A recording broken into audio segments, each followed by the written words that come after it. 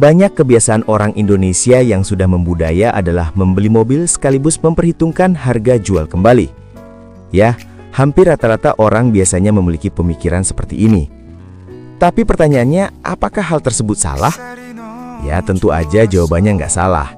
Karena mau dibolak-balik ceritanya, tetap aja mobil adalah suatu yang sangat istimewa untuk di Indonesia sendiri.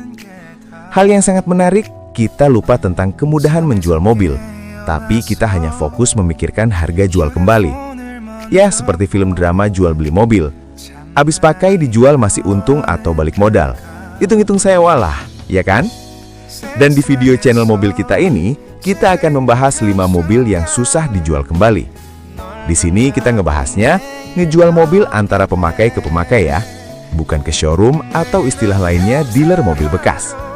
Karena kalau kita ngejual ke showroom, pasti cepat laku. Tapi soal harga sudah dipastikan anjlok banget. Dan sudah pasti showroom membutuhkan keuntungan besar dari harga jual kembali mobil tersebut, ya kan? Untuk mobil yang pertama ada Ford Fiesta. Ini adalah mobil hatchback paling istimewa di kelasnya. Untuk MK6 tampilannya cukup keren. Dan untuk MK6,5 mukanya mirip kayak Aston Martin. Keren bukan? Fiturnya juga nggak tanggung-tanggung, mewah banget.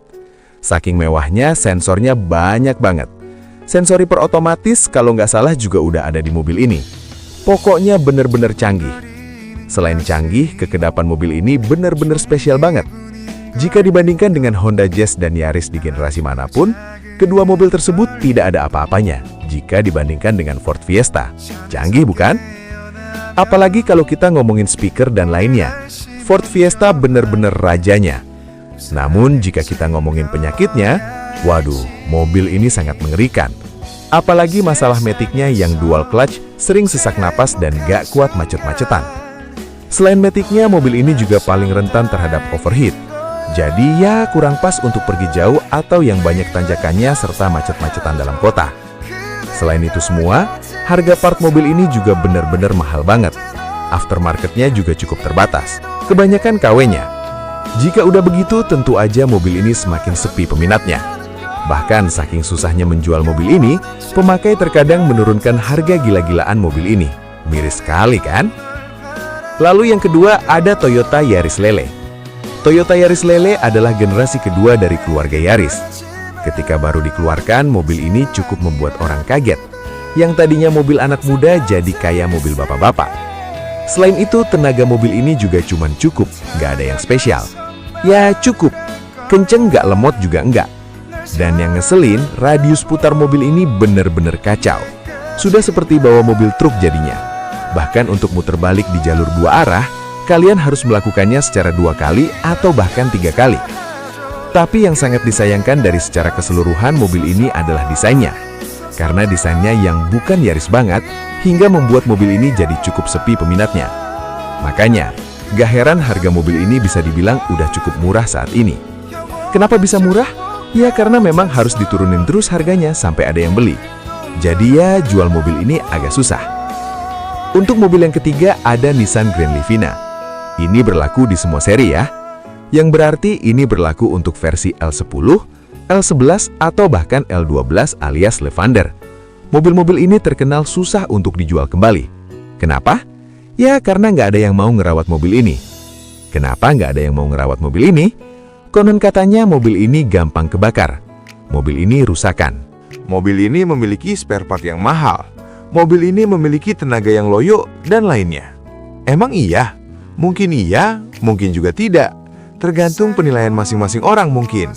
Mobil ini tidak rusakan, hanya aja sudah berumur. Apalagi yang L10 sudah cukup tua umurnya, yang berarti mobil ini membutuhkan permajaan yang cukup banyak. Begitupun yang L11. Mobil ini terakhir dijual di tahun 2018, yang berarti sudah sekitar 7 tahun mobil ini ada. Yang berarti lagi mobil ini juga membutuhkan permajaan. Dan sayangnya spare part Nissan memang cukup mahal. Tapi untungnya spare part aftermarket Livina itu cukup banyak. Banyak banget malah di marketplace. Jadi ya seharusnya mudah-mudah aja melihara mobil ini. Asalkan kalian paham akan mobil. Jangan ketergantungan sama bengkel. Terus kalau ketergantungan banget, tentu uang yang dikeluarkan akan lebih banyak. Karena ya mau nggak mau kalian harus membayar jasa bengkel tersebut. Kemudian kalau kita ngomongin bengkel resminya, Nissan udah sangat sedikit banget di Indonesia. Dengan hal yang ada, orang-orang akhirnya takut beli mobil ini, yang pada akhirnya hanya sedikit orang aja yang mau beli mobil ini. Dan akhirnya lagi, mobil ini cukup susah untuk dijual kembali, karena pasarnya emang cukup sedikit. Dan yang keempat ada Toyota Innova. Ya, Innova di semua series agak susah dijual jika mobil tersebut berbahan bakar bensin dan manual. Entah kenapa orang-orang kayaknya nggak mau beli mobil tipe dan jenis ini. Hal ini bisa terjadi. Yang pasti sih alasan yang jelas adalah mobil ini minum banget bensin. Sangat haus betul sama bensin, mungkin ya, dan mungkin juga tidak. Selain itu, tenaga mobil ini juga kurang, kayak nggak imbang antara mesin dan mobilnya. Ya, boleh kita katakan kurang stabil lah ini mesin. Kalau udah begitu, pasar mobil ini benar-benar jadi sedikit banget. Terlebih lagi, Innova juga mengeluarkan tipe diesel yang mana di tipe diesel mobil ini jauh lebih baik dalam segala aspek, mulai dari RPM sampai tenaga. Biaya perawatan mobil ini mahalnya minta ampun, spare part mahal, biaya bengkel juga mahal. Jadi ya daripada beli yang bensin dan manual, mendingan beli yang diesel, walaupun harga dieselnya nggak masuk akal. Kemudian yang terakhir ada Mazda 2. Mazda 2 adalah mobil yang keren dan fun to drive.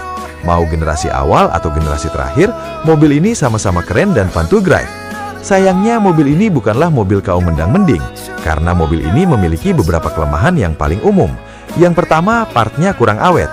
Dan yang kedua, tentu aja harga partnya mahal. Dengan kedua hal tersebut aja, orang-orang jadi takut membeli mobil ini, apalagi secara bekas. Kalau pasarnya nggak ada, tentu aja menjual mobil ini akan jauh lebih sulit.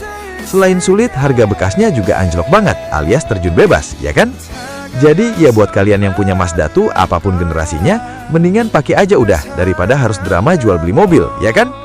Itu adalah 5 mobil yang agak sulit untuk dijual kembali, tapi dijual antara pemakai ke pemakai ya, bukan dealer.